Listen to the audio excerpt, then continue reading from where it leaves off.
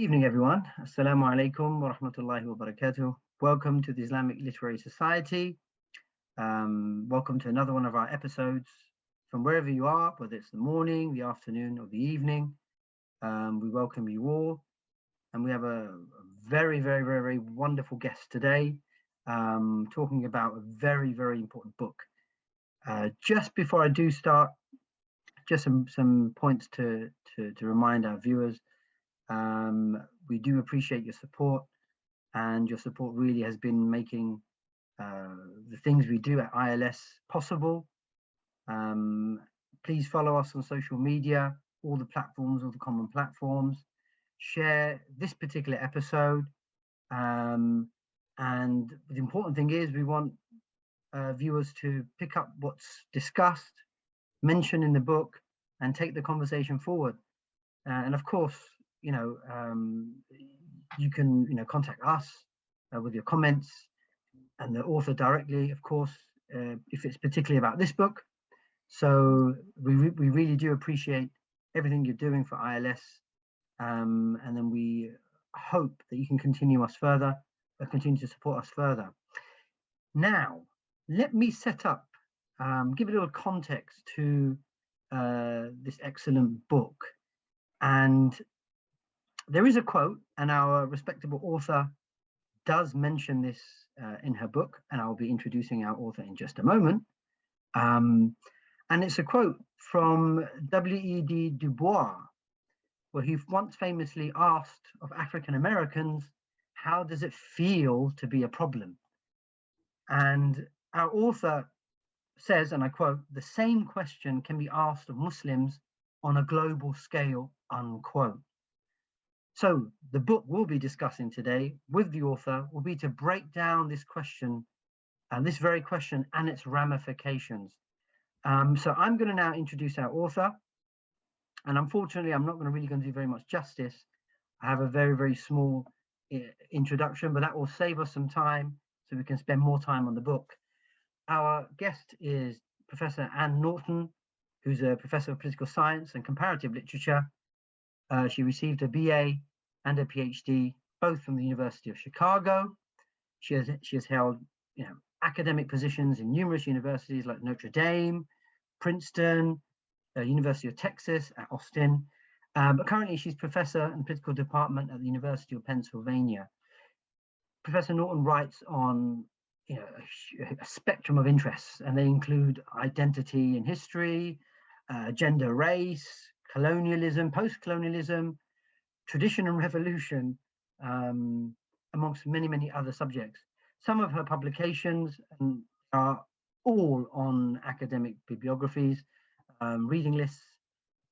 So select number of her works include, for example, Leo Strauss and the Politics of American Empire. That was published by Yale University Press in 2004. 95 Theses on Politics, Culture and Method, Yale University Press, again in 2003. Republic of Signs, Liberal Theory and American Popular Culture by Chicago University Press. Reflections on Political Identity, that's by John Hopkins University Press.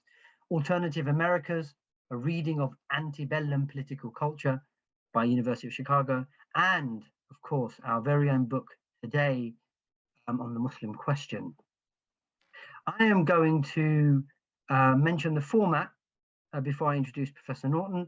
And the format will be Professor Norton and I will be having a discussion about her book, and this book we're gonna break it down, and in the short time, in the hour that we have, and hopefully we'll tease out some questions, some important points, some discussions, and I have a slide for each question as we go along. So hopefully we'll cover all of this within the hour. So without further ado, I want to introduce Professor Norton to our show. Welcome. Thank you. Assalamu alaikum wa rahmatullahi wa barakatuhu. It's an honor and a pleasure to be here with you. Thank you so much. Thank you. Professor, right. So I read this book, and I think, this is a ram-packed book. I think it's nearly 300 pages. And for any of our viewers who've already read it, anyone who's at university studying, I'm sure if you're doing Islamic political theory, political science, it's on the reading list.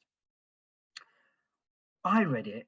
I'm going to give some of my reflections on it, but before I do that, I do want a request from you as our first question to kickstart us off. Can you give us a short overview or summary of your book for our listeners or viewers? I can give you two. Okay. One, which is the one I've always had in my mind, has its origin in my own experience in the United States and in Europe, and in seeing that over and over again, that Muslims were the target of various kinds of discrimination and abuse, which were really not permissible in relation to other groups. And this was particularly true at my university with regard to Palestinians, but it was true generally in ways that I found very disturbing and wrong. And as I grew older, I thought about this more. And in many ways, this book comes out of my attempt to try and understand why that was the case. What was making Muslims a target in the West? And why were Muslims so often subject to unjust and inaccurate accusations? And why were they obliged to do things, to say things, for example, like to disavow terrorism in ways that other groups were not? And so my first, that was my intention in writing it. After I had written it, Joan Scott, who's written a lovely book on the veil, said to me, "This is really a book about democracy." And when I reflected on it, I thought that she was right. And it leads into, I have just finished a book that I'm publishing with Oxford University Press called Wild Democracy, Anarchy, Courage, and Ruling the Law. So I learned a lot from this book. In facing what had happened, what was happening to Muslims, I faced all the defects I saw, particularly in American democracy, but also in Europe. And in thinking what could happen, what Muslims would bring to democracy, had brought to democracy, and could bring in the future, it seemed to me that I was then able to address questions about the democratic that were important to me.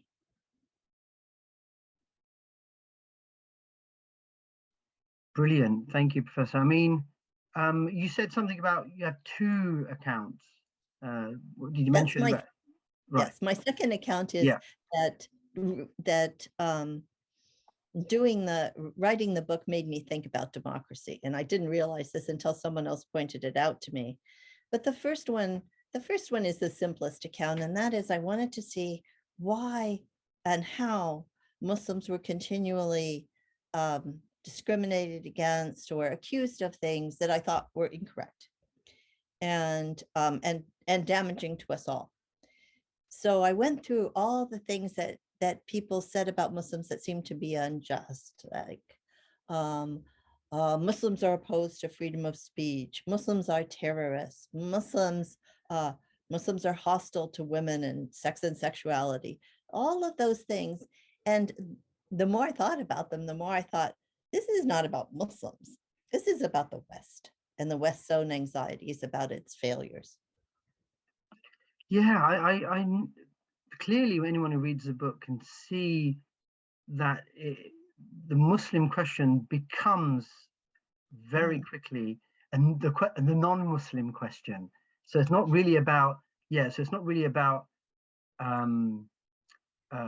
necessarily focusing on the quote unquote the problems that is generated by Muslims being a citizen or a subject of Europe, but really it's a foil for the internal anxieties and sort of worries that that the West or American Europe has. So that's very, very clear as we start to read through the book.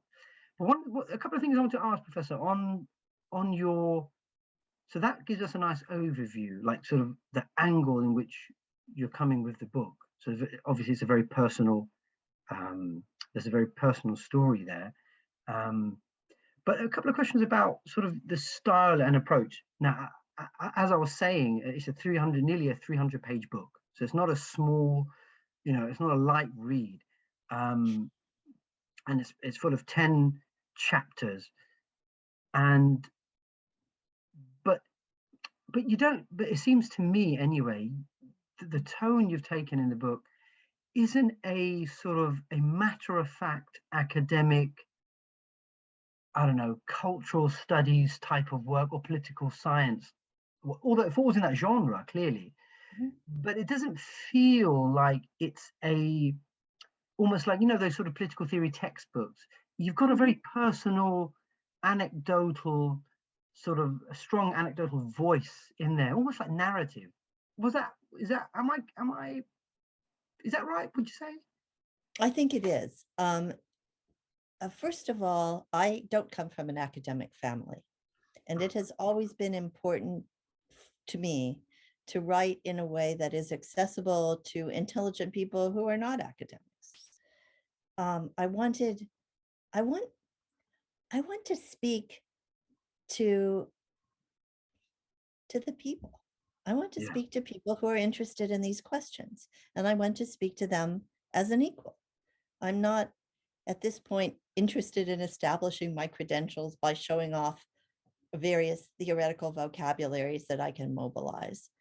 I'm interested in, insofar as I can, doing the kind of work that makes political problems visible and particularly political injustice visible, and doing what I can to try and engage people's anger and sense of justice in relation to those. They're definitely, when you mention that, you want to talk to folks as if, as an equal, we're going to come back to this point later on, I think, when we talk about the everyday and how you see Muslims, negotiating their identity, their constructions of their faith from the everyday, the conviviality, which is a term we'll come to, I think, later on, from the everyday, and not the academic corridors or Yes. textbooks of philosophy. So that's brilliant. Yeah, because clearly there's a lucidity in your writing and that kind of descriptive simplicity that doesn't speak with jargon, I guess is what I'm trying to say. So it's jargon free. Anyway, it seems like to me, and I'm sure many of our readers, it's not laden with nomenclature that you would get from political theory or cultural studies. So that makes it a really good sort of, makes it a easy handle, to get an easy handle on the book. The other sort of, I guess one obvious question would be, is the subject matter you chose. I mean, the book's divided into two parts, but the first part is all these sort of exploration sites, or the hotspots, you could say, that have that where Europe finds the Muslim creating problems, or where there's an intersection of problems when it comes to Muslims and the wider Europe and America. Why those? Why those? Because, I mean, for a very simple reason, those were the ones that were happening as I wrote. I mean, many of those are very familiar to us. The questions about freedom of speech, questions about sex and sexuality, those are sort of hardy perennials. They Right. seem to appear all the time. But I was also writing in the wake of Abu Ghraib and Guantanamo. Right. Yeah. Yeah. And Yeah. Yeah. You these mentioned that. were personally deeply horrifying to me. I'm a critical scholar. I would not have thought I entertained any illusions about various things that have been done in my name or in my country.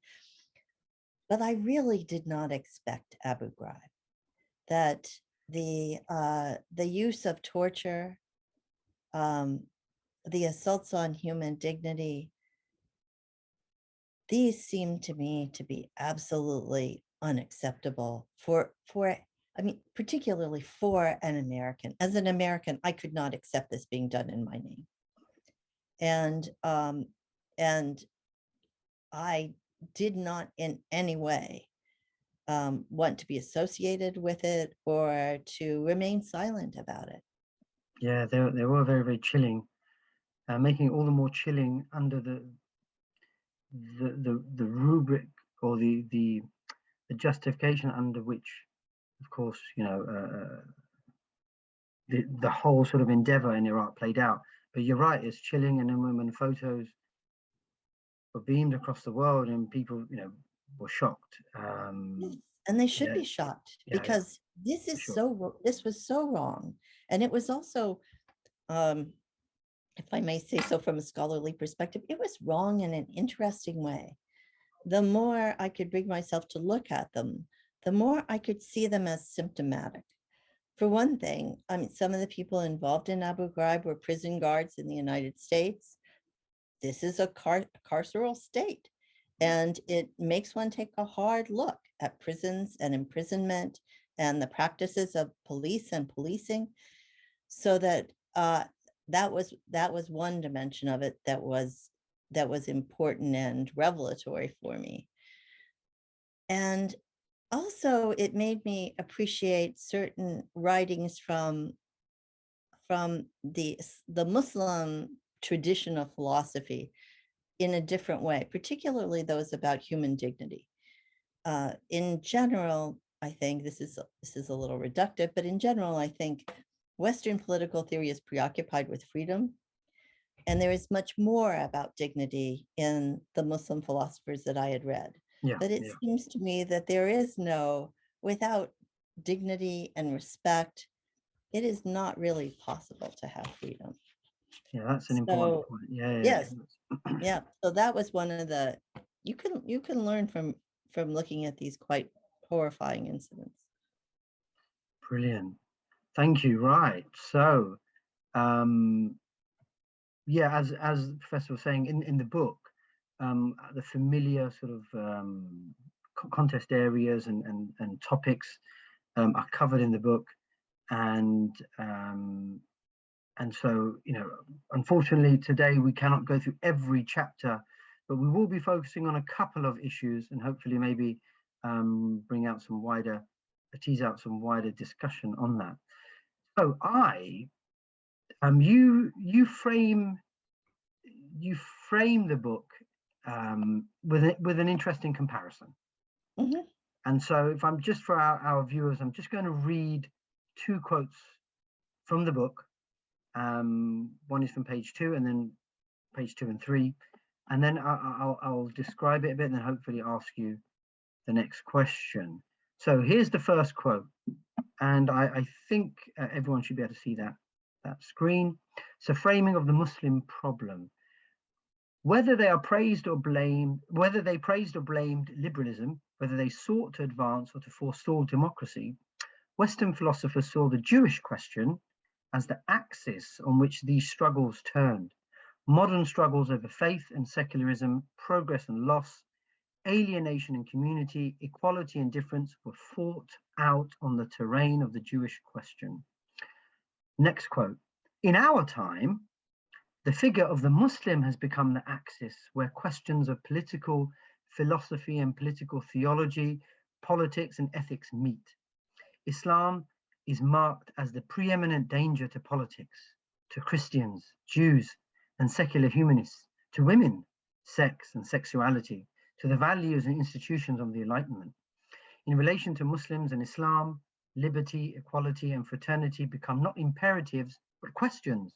Liberty, equality, fraternity, they are asked of Muslims and Islam. They are asked of us all. Now, it's interesting how you frame the historical experience of Jews in Europe, primarily, and the anti-Semitic attitudes openly in Europe at the time, and how that Jewish question, how that was negotiated through the Enlightenment period, leading to how the West perceives now the Jewish community, you make a parallel with the Muslim community now. The Muslim individual is now a placeholder for the Jewish community. That happened, that the treatment of the Jewish community historically, Muslims have now assumed that that position. They are now the target. So you framed it almost like the West, Europe and America see the Muslim question as almost like an existential matter for them. Mm-hmm. Can you expand on this framing of the Muslim subject? Yes. And it has so many layers. I mean, not just in my work, but as a political problem. I mean, on the one hand, there is, I took the title is a play on Marx, is on the Jewish question. Yeah, I was going to say, but you said it, yeah. Yeah, and so there's that. There's also, it also came from an experience I had as a young, well, as a graduate student. And I was standing with some of my professors who were all Jewish and who were joking around. And one of them said, "Oh, the Jews don't want to be the Jews anymore. Somebody else should be the Jews." And I was listening, and I said, I was a somewhat forward young graduate student, and I said, "Well, someone else already is." I said, "The Palestinians are." And that stopped the conversation dead for a moment. Wow. But I was pleased with myself because I thought I was right. And I still think I was right then. But I think it wasn't just, as I came to realize over time, it wasn't just Palestine. I mean, the United States has a particular, and I think in many ways good, and in many ways deeply pathological relationship with Israel and Zionism. But it was a broader question about Muslims and Islam, and it became a still broader question in that historical moment in which we have lived. So it was that sense of the of Muslims as a sort of magnetic site that drew in all these problems and sort of attached them to the Muslim subject. At the same time, I was studying with the late Fazlur Rahman, who was a brilliant man and a wonderful teacher and a very good man in all respects. And I was studying, I was reading the Quran. I was also studying Ibn Khaldun, Al-Farabi, various Muslim thinkers. And so I started, my sense of Muslims was not just the Muslim subject as a problem, but also the Muslim subject as an historical actor who had brought an extraordinary amount to the West and might in the present moment be bringing more. So there were, in a certain sense, two Muslim subjects for me, the one that figured in political life as a kind of axis of all these Western anxieties and political problems, and who as the Muslim subjects who as individuals endured these. But there was also the Muslim subject who I increasingly saw as a part of a more hopeful future for those sometimes thought to be Western values of liberty, equality, and fraternity, that maybe they might find their fulfillment in and through Muslim subjects. Yeah, no, clearly, yeah. I mean, you lay out the framing, you know, in quite starkly. I know that you don't go back in the book to the kind of the sort of deep historical roots of this anxiety with the Muslim, you know, going into the deep Middle Ages. So, you know, where the fear or the sort of prejudice, you know, is even embedded in the scholarly communities. Whether you have great figures like, you know, St. Thomas Aquinas and even his works that do betray, you know, that kind of he personally, as far as I know, had never met a Saracen or, you know, a Moor or a Muslim, but, you know, he nevertheless, you know, did, you know, recycle some of those fears about Muslims in his work. But so the book doesn't go historically deep, but definitely it brings out, like, at the present, this worry. And you mentioned, I think, the word sentinel. The Muslims are a sentinel. I think you used the word that for some reason, you know, seems to tease out all the sort of the Muslim seems to bring out all the worst fears of Europe. So yeah, I found that sort of parallel construction interesting as a framing. But so yeah, I the other thing I want to ask about that was the would there be an was it an inevitability that this framing, that the Muslim was going to be framed as a problematic subject, or that danger within, because of its because of the historical, it's a continuity, I guess, is what I'm trying to say. So is it really surprising that would be the case, or is that looking at it more cynically? Yes and no. Yeah. I mean, one of the things my first book was about American political culture. And one of the things I learned in doing that, but that was a very historical book. And one of the things I happened on in doing the research for that book was the enormous enthusiasm that some of the founding generation in the United States, like Jefferson, but also figures like John Randolph, had for Muslims. And I remember reading a letter written by John Randolph, who's an early American politician, talking about reading the decline and fall of the Roman Empire, and talking about how, as he read, he so wanted the Muslims to take Constantinople, that the book read in him an admiration for Islam. And that was actually pretty widely shared in that founding generation. I think because what they saw was a more rational and less superstitious religion.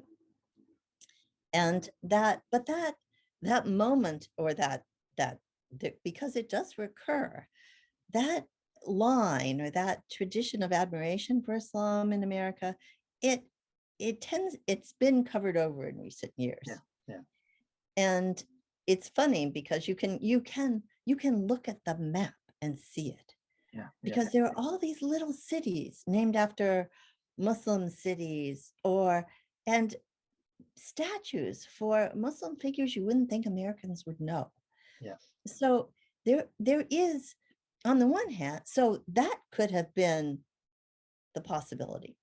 But there is, of course, as you said, there's a long history from the Middle Ages on of deep persecution of Muslims, ignorance about Muslims, fear of Islam.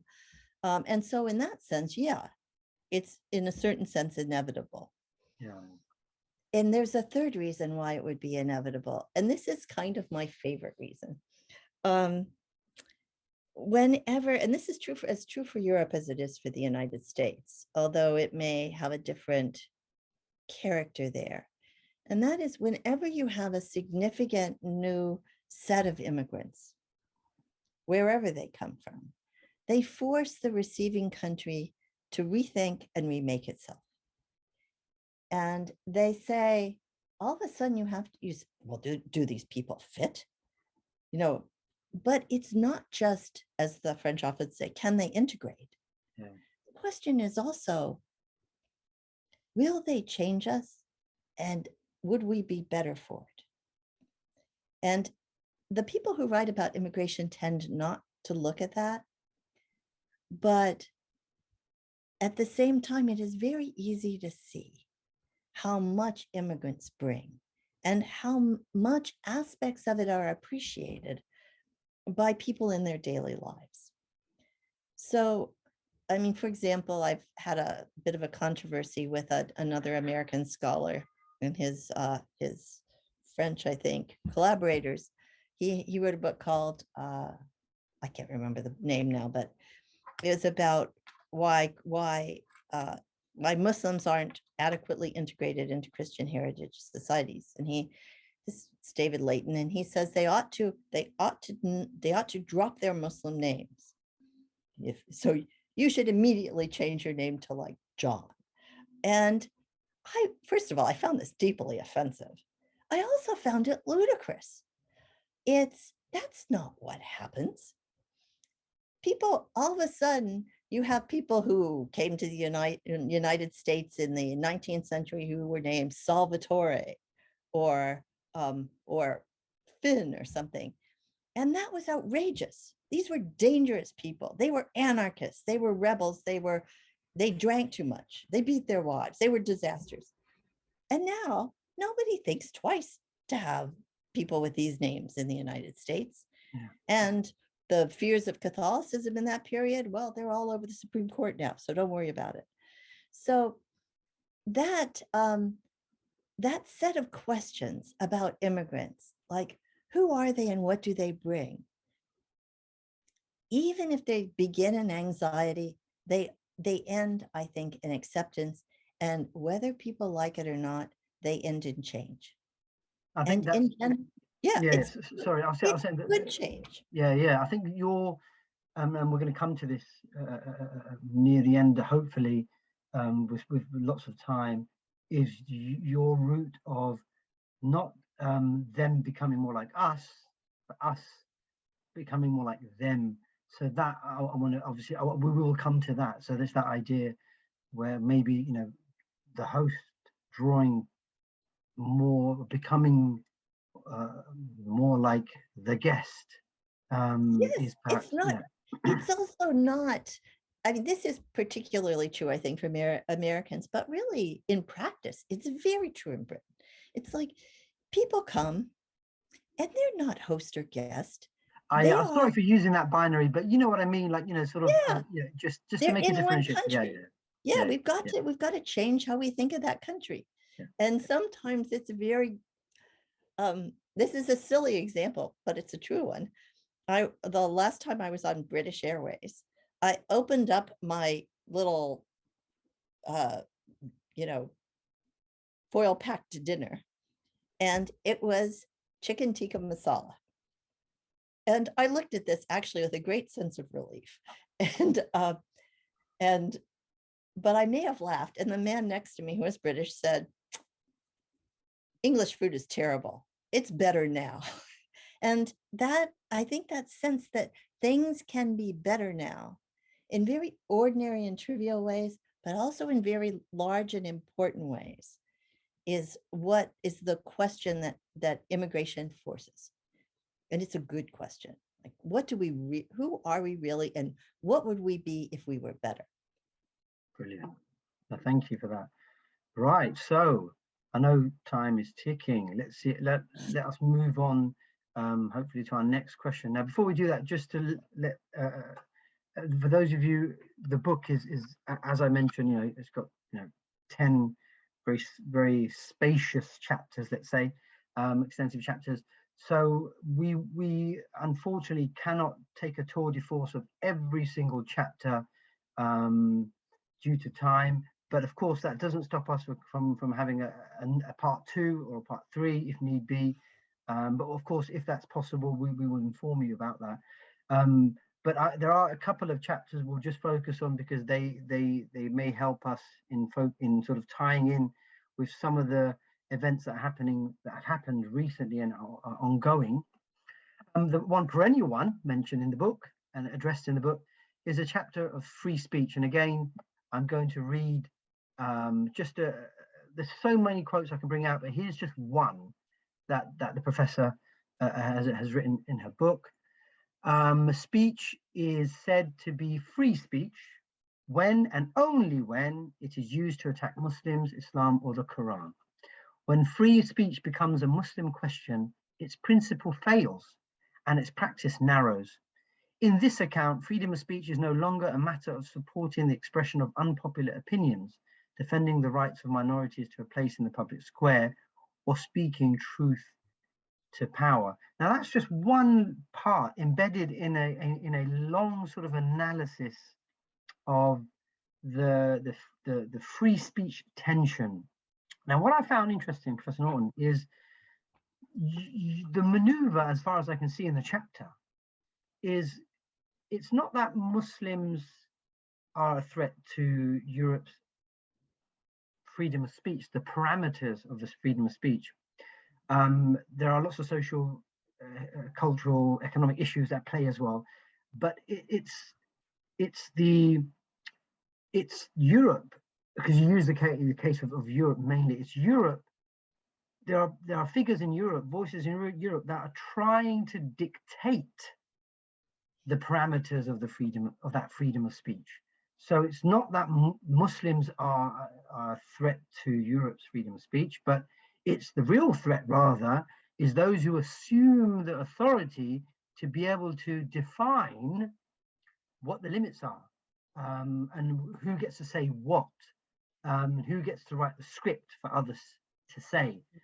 So would that be a fair, is that the kind of drift you were going to in the chapter? Yes, absolutely. Yeah. I mean, it's particularly visible, I think, in the old Danish cartoon controversy. Yeah. Where I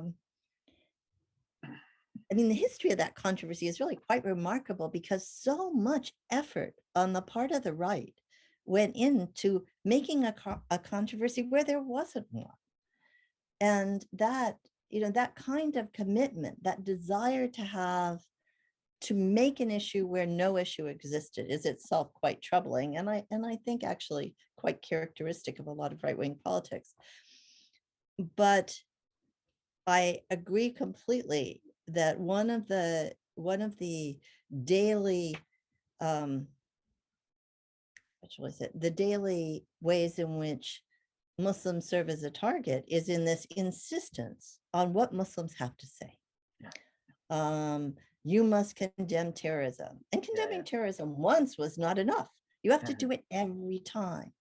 And it reminded me so vividly of things, particularly in British history, like the controversy over the Test Act and over loyalty oaths in the United States. Those are violations of freedom of speech. And to dictate a script to someone else, that's what torturers do. You must say this. We will make you say this. This is not freedom of speech. This is the control of speech. This is commanding speech. So that I think seeing that enables you to see other things that go on in politics generally, to see how these strategies, which are employed in a very conspicuous way against Muslims, are also employed against others. So that, for example, in the United States, there have been these controversies about certain people not being allowed to speak at college campuses usually.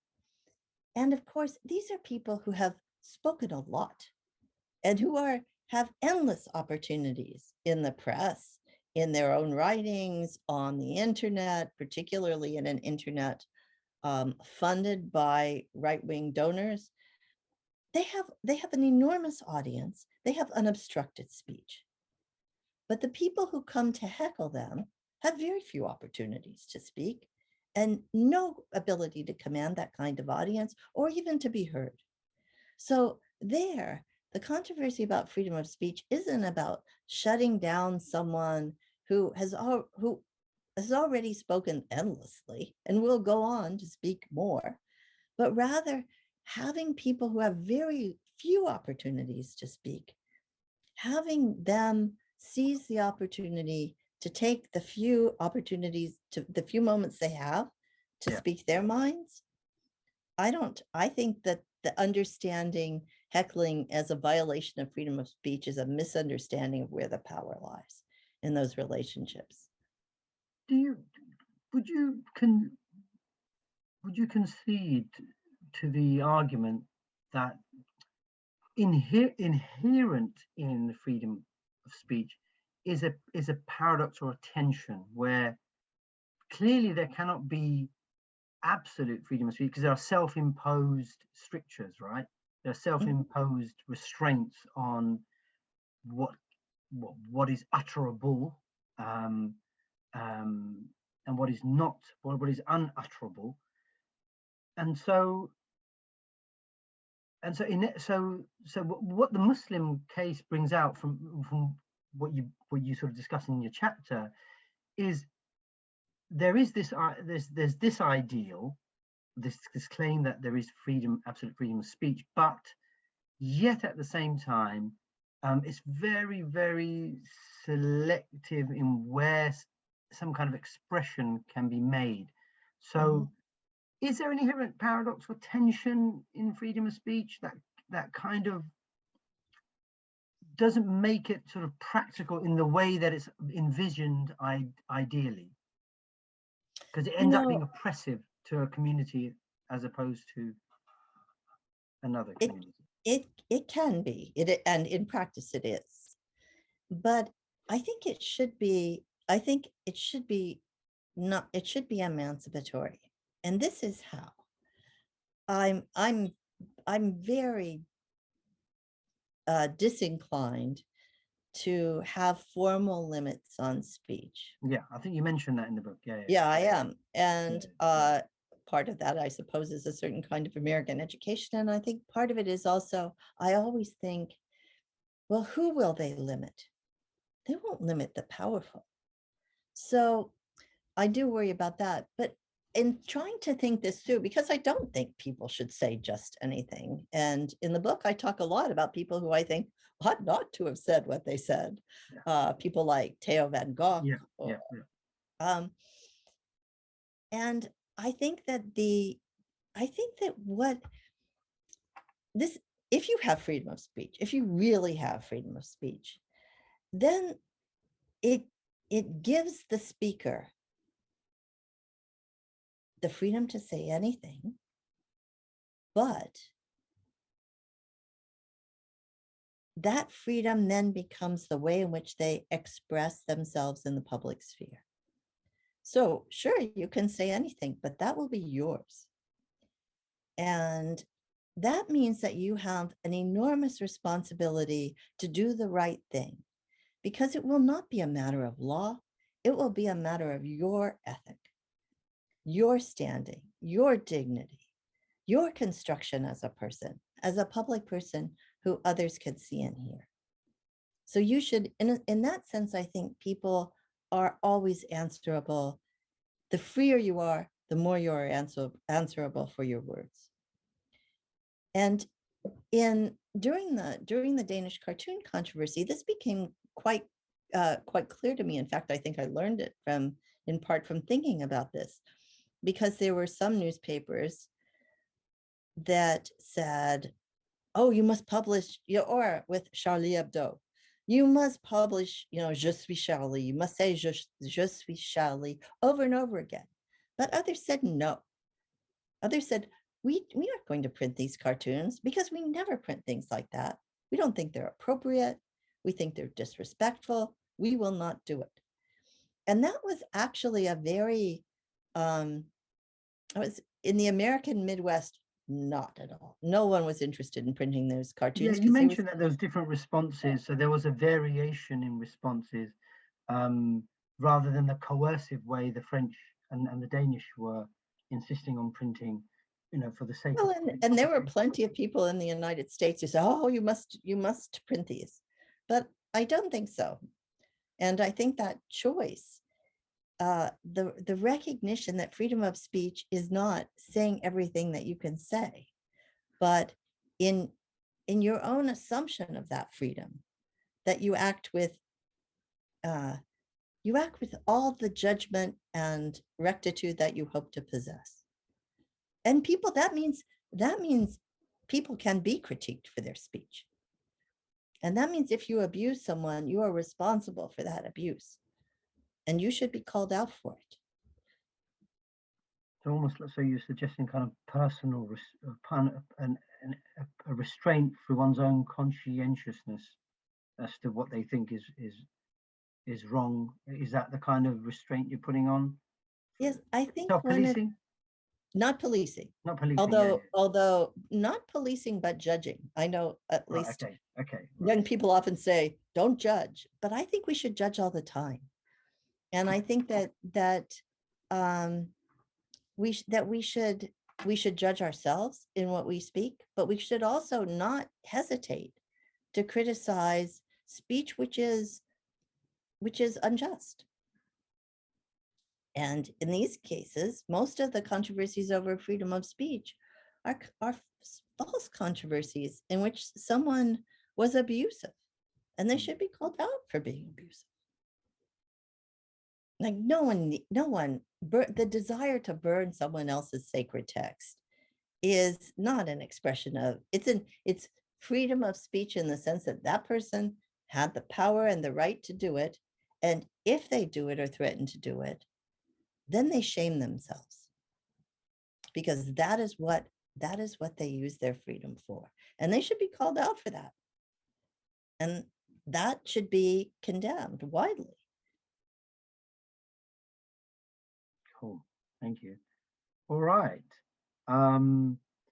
Moving on to another topic, which I think, and then we're going to move a bit further afield in the book. Another interesting case that you discuss under the chapter of sex and sexuality. Of course, the veil figures prominently in that chapter. And again, just like we were just talking about freedom of speech, Quran burning, has been taking place. There's been a spate of Quran burnings in public performances and acts of provocation. Similarly, the veil is still raging, whether it's in the popular level in terms of discussing women's rights and of course legislation.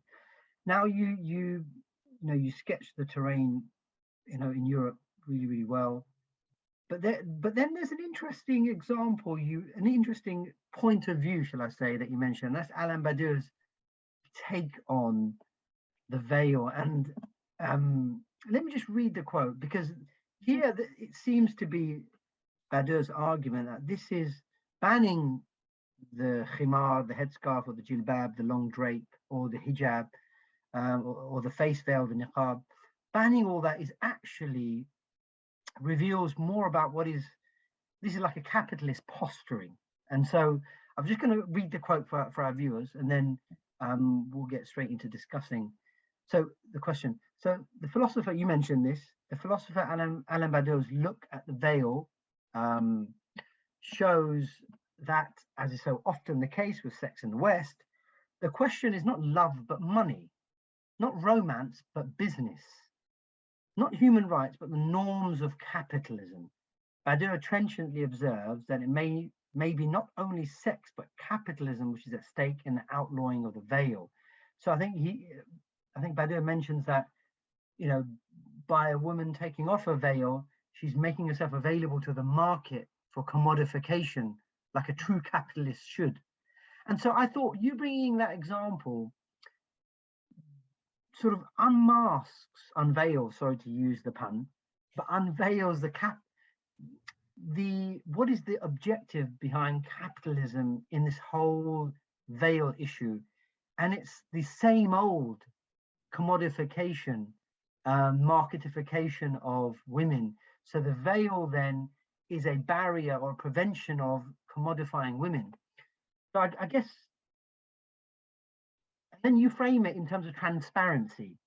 So you say that, transparency isn't the veil blocks transparency from being a virtue. Some things just don't have to be uncovered. Mm-hmm. And so the veil then, you say, is a protest against transparency, quote unquote, because it does not see the veil symbolizes it or represents something that does not see transparency as a virtue. Would you be able to thread some of all that together? Because I thought, that was really interesting. Sorry, I just threw like a lump of sort of clay there. If you can mold something out of it, that'd be great. Right. Lots of things. Yeah. I mean, it is so interesting to see. And now I have to say, now in my daily life, this was true when I wrote the book, but it's truer day by day. I see veiled women all the time in my daily life. And more, of course, types and practices of veiling. And they mean different things. You know, when I've traveled in Europe or in the Muslim world, it's very clear that women are doing different things with their veils. Now, this is true of all dress, of course, and things like beards, or things that signify are ways of presenting ourselves in public, are like texts. They say something about who we are, and you can often look at someone and say, oh, this is an Indonesian woman, I can tell by her hijab, or or where the person, not just where their religion, but where the person comes from, and sometimes their politics. So in one sense, the veil is like any other form of dress. It is a text. It's a text that we put out there to be read by the people who see us on the street. But there are other things that the veil does. And sometimes it is partly entailed in that text. So one text is the text about modesty. One is a text about religion. I am interested in the way in which the veil says, I do not have to be seen by you, or I don't want to be seen by you in this place, in this context. And I think particularly for women who are throughout the West, and not only the West, taught from childhood that that they must be preoccupied by how they appear to others, particularly, but not only men, and that they must appear as very attractive ornamental things, as objects of desire, as trophies, as they are sometimes referred to. And to say no to that is, I think, a resistance to being put on the market, being made a commodity, and an important moment of resistance for a lot of people. There's also, in some ways in the United States, a racial politics around that, in relation to Black women, Black Muslim women who veil. So that of course also protests against a history of being quite literally a commodity in the history of slavery in the United States. So the veil does a lot of work as a text, and I think much of that work is valuable. I mean, one of the ironies of the veil early on was that the veil, women often wore the veil as an expression of modesty or piety or resistance to being sexualized. But of course, it was also seen in much of the West as a signifier of the erotic, that there were just so many myths about the desirability of the East, of Oriental women, of women in the harem, women in purdah. So that made the veil sometimes operate in a way exactly opposite to what it was intended. It made the woman appear more erotic rather than less. But that's just a small cultural and historical irony. But it is one that points to how sort of complex a text the veil has been. But overall, I think that the operation of the veil in the West has been salutary, that it has been, especially as women play with it, as women do different things, use the veil to express different identities and different forms of being a woman in the world. I think that's been very good. And it's also true that increasingly in both our countries, people take it for granted. It's just not a site that people critique much in my city anymore. Yeah, in France, of course, the story is different still. It is different, and it's a little crazy, I think. I mean, in a country that has been so deliberate and successful in understanding what clothes do, how can they miss the importance of the veil and the way and the extent to which it is an evocative garment? It's disturbing to me. Yeah, it's again, it's one of the, you're right. And there's lots that we can talk about on this as well, but I just wanted to sort of focus in on that because I thought that was an interesting sort of function of the veil within its opposition to commodification. So this kind of almost positioned as an anti sort of capitalist sort of visible symbol of anti-capitalism. All right, brilliant. And I have to say, Yeah. since you brought that Yeah. up, I have noticed that anytime people are talking about sex or sexuality, Yeah. you should ask if they're really talking about money. That Right. they're curiously substituted for each other in many contexts. That is true. Yeah. Now, for just to mention to the viewers that I've just only picked up on 2 chapters of the book. Professor Norton carries on in the first part, going through topics of equality, sort of foreign policy, democracy, and so there's a whole raft of areas which require, and I think there's lots that's said in there, lots of insights in there, lots of analysis in those chapters, which unfortunately we just cannot do justice and bring it out in this sort of short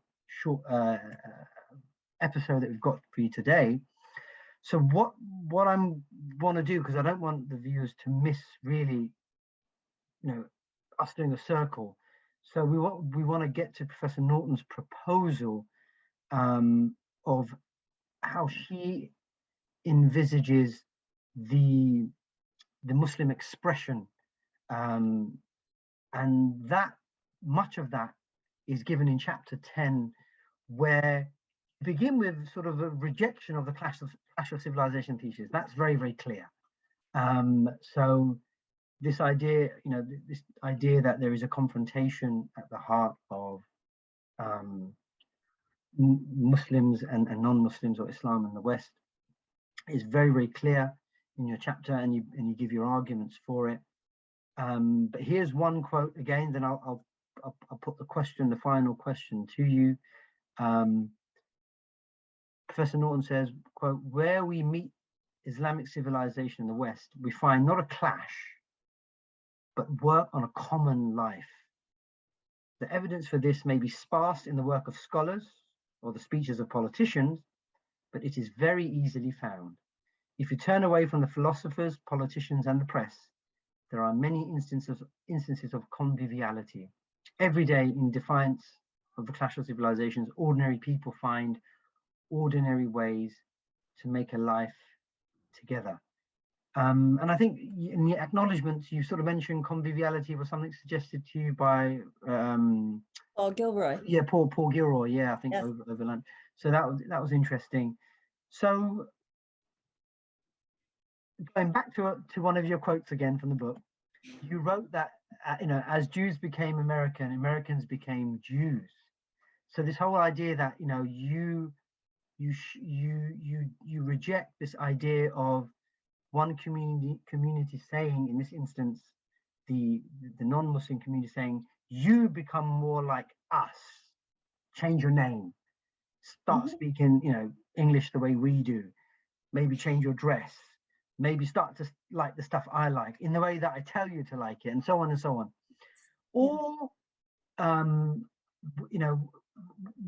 or the other option is one of the other three is you recognize that there is a significant difference in the other, and the other is just the other, and it should be there. Or the third option, we become more like them. And can you unpack that a bit? Because you richly bring out sort of a tapestry of things in chapter 10 that gives examples of us becoming them, not them becoming us. Yes, and that I think has really advanced in very interesting ways. But some of these are so ordinary.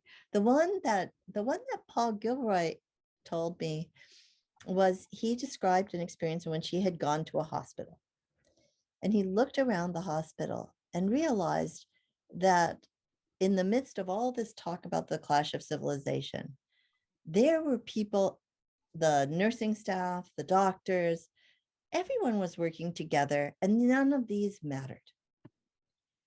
And I think that is quite strikingly true, that in contexts where there is a real need,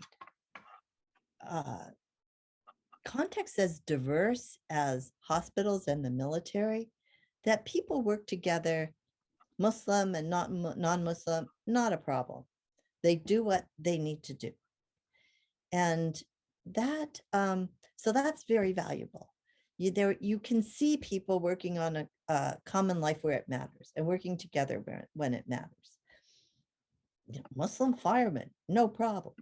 So that's very important. But there are also these little ways in which people learn about each other and come to value each other. People eat each other's food. First of all, people like to eat each other's food. It's pleasurable. It's interesting. Some people don't like it, but most people like it. And you learn from it, but it also it underlines a common humanity. We all eat. We all take pleasure in eating. We all need to eat. And so when we eat each other's food and eat together, that reminds people in a really intimate, physical way that we are all human beings and that we can live together. But it also reminds people of how pleasurable difference can be. That difference isn't just this thing where you say, "Oh my God, this is frightening and terrible." It's also something that you can take real pleasure in, and that leads to other things, so that people start celebrating each other's holidays. I mean, it's now more and more common for people who are not Muslims to recognize and even to be invited to an Eid ceremony, to sit down with each other. And that eating each other's food, celebrating each other's holidays, these are things that are part of weaving that common life. And because it is so ordinary, it is also very intimate and very pervasive.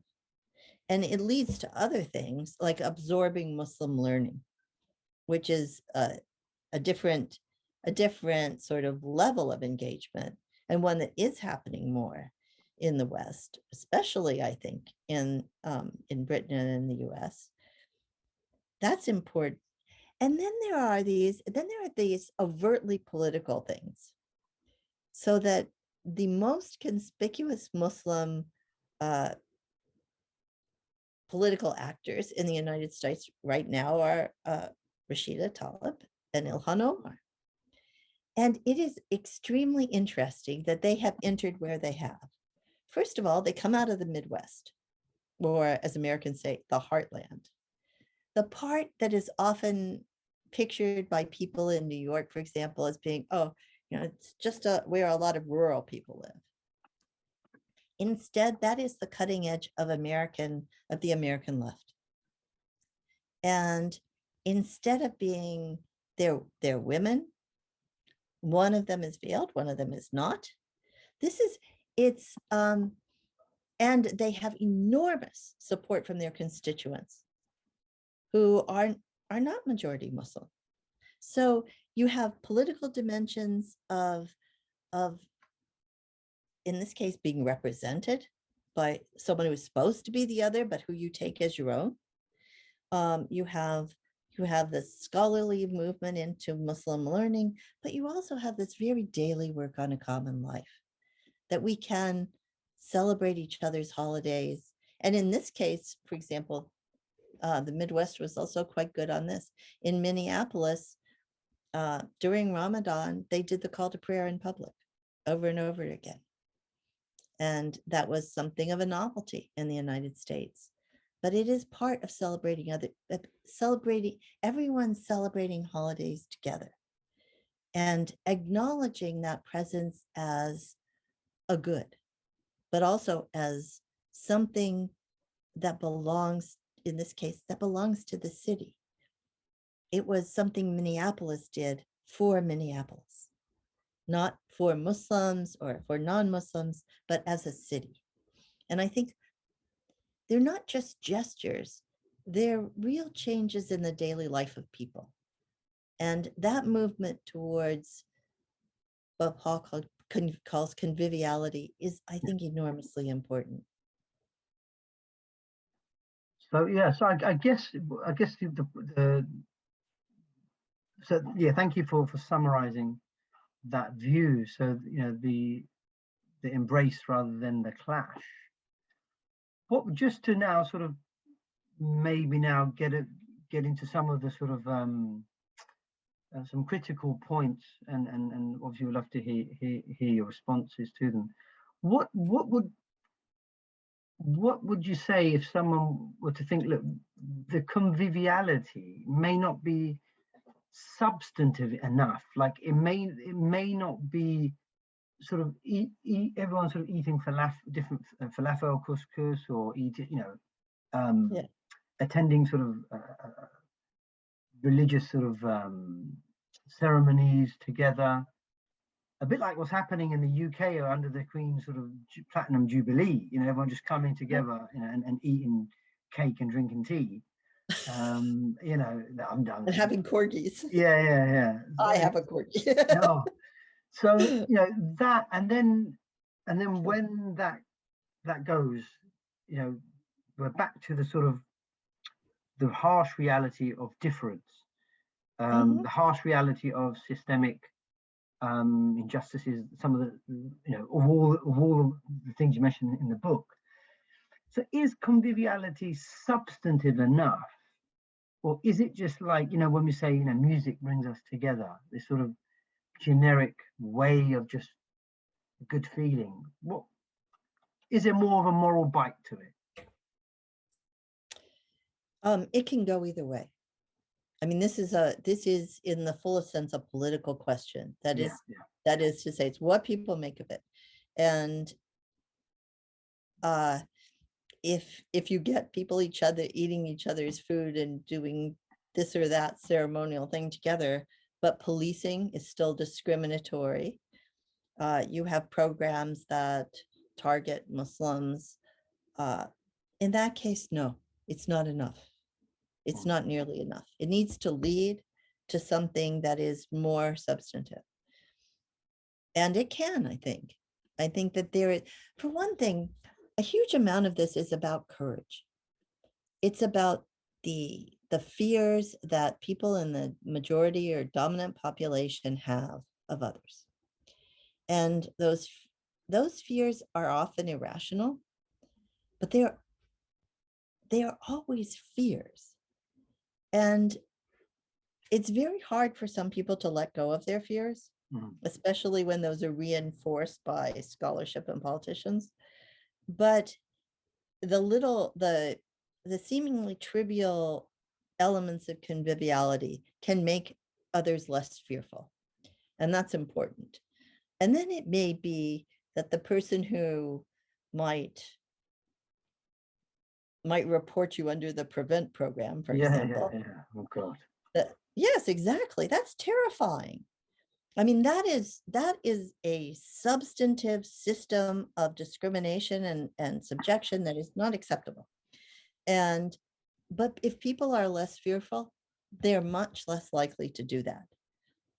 So if it moves in that direction, it becomes more substantive, and it does change. It changes not just the small pleasures of a common life, it changes the true character of that common life. Well, I mean, I guess, yeah, I see what you're saying. Yeah. I guess what that's assuming, though, is a huge confidence in people, even if the system is, let's say the system is the culprit, let's say, Mhm. but the investment in the human community, you know, sort of somehow bypassing the injustice, and so understanding each other on the ground level, even though the system may not understand them. But how is that? How would that be sustainable? Like, for example, if you've got structural, Yeah. yeah. So, like in France, you've now this is a structural matter. It's Yes. not that some people just don't like the veil because it's their personal. It's now built into law. Mhm. So it's not just a mere attitudinal matter on the ground. When it's a systemic problem, it makes the work that you're talking about, the conviviality, that much harder because of the system, because they're operating within a system that is still essentially um, coercive, hostile in some respects, or allows the coerciveness and the hostility to sort of fester Right. and The materialize. difficulty Mm. is that structural change is very difficult to do. And structural change, Yeah, I know you're not proposing any radical. I know your book isn't mentioning any radical change. no, I You believe know, in radical yeah. change. I don't know, but that's a forthcoming work you're doing. But But that book doesn't mention it. Yeah. The Muslim no, question. and I Yeah. don't know what it really depends on the polity you're in. Um, what exactly you need to do. Mm. But I don't think you get structural change unless you mobilize people in a thoroughgoing way. Yes. And that how that mobilization works is it's not obvious. I mean, for example, the traditional mode of mobilization in my time has been demonstrations. Now, there are a lot of demonstrations, and few of them affect structural change. So, and the other things that are meant to produce structural change, like elections, sometimes they do. I mean, in this case, Ilhan Omar got elected, Rashida got elected, and they are making further structural changes now that they're in Congress. But that doesn't happen very often. And moreover, there are figures who get elected and actually secure the structural injustice. So structural change is hard. And some of the shortcuts that one's mind inevitably goes to, like violent structural change, they don't work very well. Mm. Usually violent structural change, what you get is a lot of innocent death and a military dictator. And so you have to, I think structural change depends on culture in ways we don't recognize. It depends on preparing the ground. It depends on removing fear. It also depends on giving people a sense of their power and their promise. That is to say, it's it's important in a practical sense that for structural change to occur, non-Muslims need to not be afraid of Muslims, and Muslims need to not be afraid to come forward and to speak as Muslims in the West, and to speak as Muslims, and in my case, as Muslims and Americans, or Muslims and Minnesotans, or whatever the relevant subcategory is. So I think the road to structural change does pass through changing minds. And in some ways, the really interesting example of this, because it was, at least for me, quite unexpected, is the change in um, the public views of queer people. I mean, really, and through this is a very recent and very swift change, a structural change of legal status. And it is not clear to me how that occurred outside of cultural means. So I do think there is the possibility of change through practices of conviviality. Hmm. But I do so with an interest in changing the structures. Brilliant. I'm just looking at the time. Final question, Professor. It's been really enjoyable. In your book, of course, it's not a work on, it's not political philosophy per se, like, sort of the theoretical, um, material that students will find or a reader would find. That's not the kind of book, and we mentioned this at the beginning, and it wouldn't even be proper, I suppose, if it was it was written in that kind of way. But so questions of sort of epistemology, Enlightenment epistemology, anthropology, these things don't figure in that kind of theoretical way. Do you think there is something to examine when it comes to Enlightenment epistemology, anthropology, even ontology? I've got particularly in my mind things like sort of like Edward Said's Orientalism, and then Wael Halak's Orientalism Restated, sort of that book, where he kind of is looking at the way what was the consequence from what the whole system of knowledge from post Enlightenment, and how that has impacted on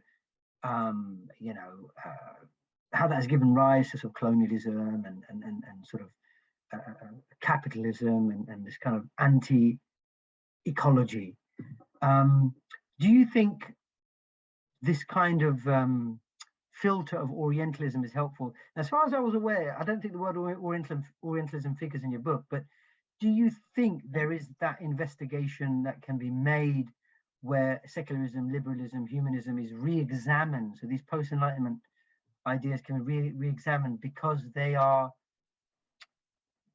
some of the effects on Muslims we see perhaps can be traced back to ideas, these ideas of secularism, liberalism, humanism. Do you think there's anything in that? Oh, yes. And I think there's, how can I put this? Yes, and there's something else too. The yes is absolutely. I mean, much of this is for me, and partly I came to it in this way. Part of this is the project of decolonization, of decolonizing the mind, and it's absolutely necessary. It's also absolutely inevitable if you start to think these questions through. It is inevitable that you will have to confront the power of Orientalism as a practice and a frame of thought, a sort of academic institution, but more than that, a frame of thought. Our conceptions of religion, of secularism, of citizenship, of sovereignty, of popular authority, of constitutionalism, these are all things that are bound in ways that limit and subvert them to practices which have been colonial, anti-Muslim, imperial, racist. And if we are to overcome that, yes, we have to learn how to take a critical perspective on those. Of course, the other side of it is that we are told in a traditional education that these concepts like citizenship or constitutionalism are Western concepts, and they come from the Enlightenment. And this is nonsense. I mean, there's the Dastur al-Medina. There's a constitution of Medina. There's a constitutional tradition in Islam that is very powerful. There are ideas about sovereignty that are embedded in Islam, like Muhammad's, "My people will not be agreed upon in error." That